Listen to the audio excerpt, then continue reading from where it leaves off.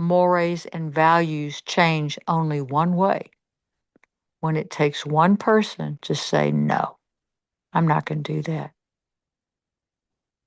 And I'm not going to do that because makes me feel bad to hurt somebody, to say somebody, to just do what I'm expected to do. And then I go home at night and wonder why I'm overeating or drinking or whatever you're doing to cover that up. It's hard. It's hard.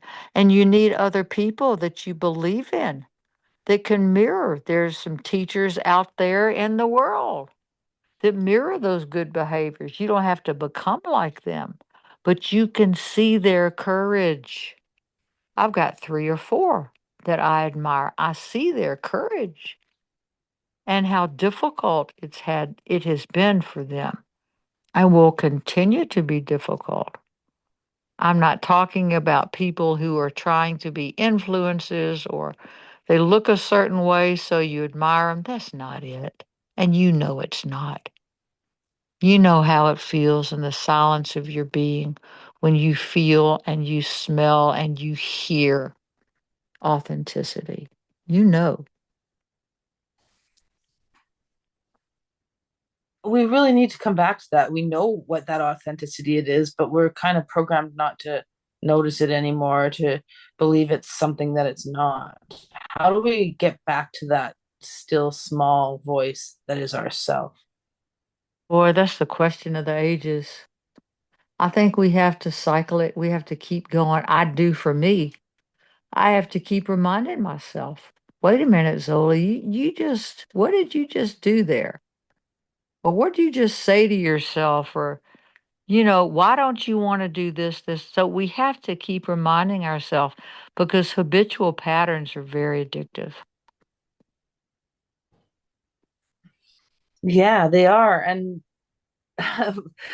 we don't always have good methods to cope to the how addictive they are. No, we don't. And addictions are things that we use to divert ourselves. I mean, addiction.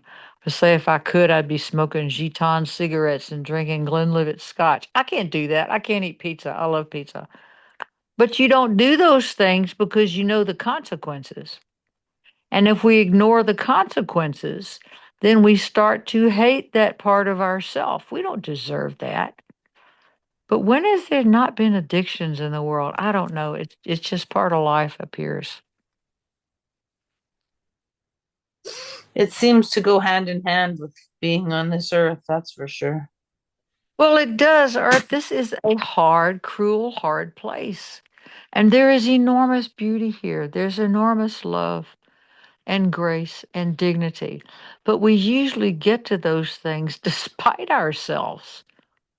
This is a hard planet. It's the only planet in our solar system to have produced a Christ. And what that means is Maitreya and the Buddha, they reached a point to where they evolved out of humanity, out of being a master. They did it, thousands and thousands of years ago during the time of Lemuria. They did it. So that was hundreds and thousands of years. But this planet is watched, and don't forget that you're part of something great. Earth is watched by the whole solar system, this little third rock from the sun. It is a ray 2 planet, which is love, which is the Christ energy, and wisdom, which is the Buddhic energy. Now, when I say the Christ energy, I don't mean Jesus and Maitreya. That the word Christ is, in this sense, in this understanding, it is a head of hierarchy.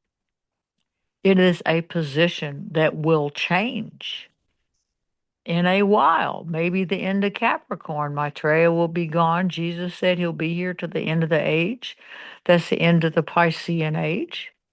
And he is here, but not here. I don't know if that makes sense. And so in the age of Capricorn, the job of the Christ, head of hierarchy, will be Master Kutumi, and he's a Ray 2 master. But that's theosophy. If you don't like it, don't accept it. You can say I'm a crazy person and hang up the phone, feel free. I'm just passing stuff on that I tend to, shall we say, believe in, or things that I have found to be true.